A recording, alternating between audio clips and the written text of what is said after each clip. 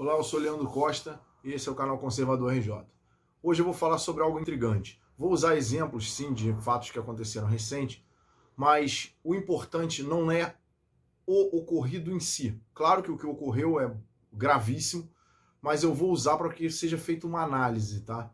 O caso aí do fotógrafo que foi pedir para baixar o som e foi assassinado covardemente. Se tratava de uma comunidade, né? Ele sequer pediu para que os traficantes, que já estavam cometendo crime por serem traficantes, saíssem do local. Ele só pediu para que baixasse o som. Mas foi o suficiente para que ele fosse aí cruelmente assassinado. Mas ainda assim, o jornal teve a coragem de chamar de vizinhos. Né? Assim como a brincadeira, né? Fala traficante, saiu vizinhos na reportagem. Mas vejamos, a questão ela vai bem além. Por quê? Porque a gente pode discutir a questão do jacarezinho. Ah, teve gente ferida no metrô, teve gente inocente que pode ser ferido. Verdade, pode acontecer num confronto, quando a polícia vai, do inocente ser ferido. Mas e o caso do fotógrafo? Não tinha polícia. Ele era inocente. E ele morreu. E aí? Vamos fazer uma análise. Quando se fala em pedofilia, em abuso de menor, alguém vai se preocupar com a conduta da criança?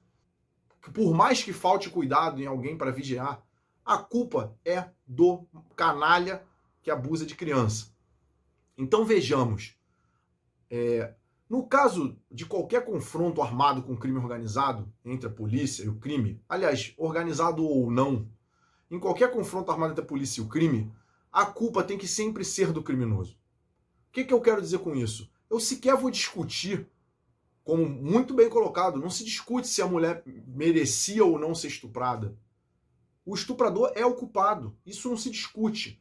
Então não se discute se uma pessoa merece ou não ser roubada. Da mesma forma que não se discute quando alguém morre num confronto entre o criminoso e o policial. Não interessa se a polícia entrou no horário escolar, se a polícia entrou no horário que não deveria. Não, a culpa é do traficante. Entendo, a polícia passa nas outras ruas, onde não é dominada pelo crime organizado, e nada acontece. Só que quando ela vai numa área que tem um domínio do crime organizado, eles se opõem. E discutir quem é o culpado pela morte de um inocente nesse confronto é admitir, é reconhecer a legitimidade do criminoso. Ou seja, é admitir que ele poderia estar ali confrontando a polícia. Isso por si só já não faz o menor sentido. Logo, a polícia entrou numa comunidade. Você vai fazer uma perícia nas armas? Claro, cabe a quem faz um relatório de um inquérito descrever o que aconteceu. E ele não vai falar que se um tiro de 5,56 matou aquela senhorinha inocente que estava caminhando na comunidade e o traficante estava com 7,62, ele não vai dizer que partiu da arma do traficante, ele vai falar que partiu da arma do policial. Mas o que a gente tem que entender é o conceito.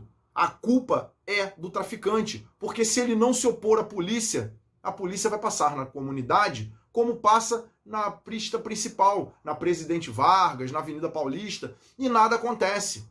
Agora, a partir do momento que alguém ataca a polícia para garantir o seu controle sobre aquela população, não tem o que discutir. Qualquer ferido que resulte dali, qualquer dano que resulte dali, tem que ser considerado culpa do criminoso. Por quê? Ele sequer deveria estar ali atuando. Ele é a causa.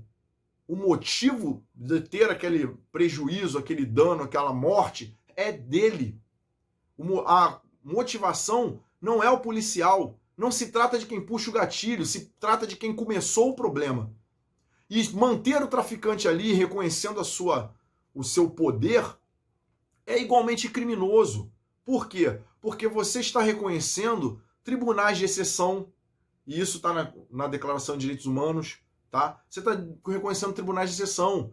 Eu não posso admitir que o cara ali roubou. Chama os bandidos que eles vão dar um jeito. Que o estuprador vai ser castigado pelo crime organizado ou dentro da cadeia. Não. Eu prefiro que tenha uma pena de morte, porque é legítimo. Eu prefiro a castração química ou até física, mas que é legítimo. Agora, reconhecer a autoridade de um bandido, isso é o pior erro que pode ser feito. Por quê? Nós estamos criando, não, criado já está, mas nós estamos reconhecendo o Estado paralelo. Essa decisão esdrúxula do STF, com base no pedido do Partido Socialista Brasileiro, não podemos também omitir isso daí, que fala que a polícia deve evitar, vamos dizer assim, fazer incursões em comunidades, isso é nojento. Sabe por que isso é nojento? Porque isso reconhece o domínio deles naquela área. E não interessa o argumento. A polícia está proibida de patrulhar as outras ruas? Ela está proibida de patrulhar a praia de Ipanema? A rua principal do Morumbi? Não. Ela está proibida de patrulhar o quê? As áreas dominadas pelo crime organizado. Essa ação nada mais, nada menos faz do que pode fazer a ginástica mental que quiser, o Frankenstein jurídico que quiser. Essa ação protege a soberania do crime organizado. E mais nada. Não protege o morador de comunidade de nada. Porque o morador, muito pelo contrário, ele é refém desse tipo de criminoso.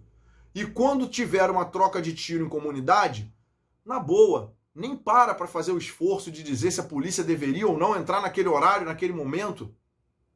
A primeira coisa que você tem que admitir, não era para ter área controlada pelo crime organizado. E se a polícia passou com a viatura ali e alguém resistiu, a culpa de qualquer dano decorrente disso é única e exclusivamente do criminoso.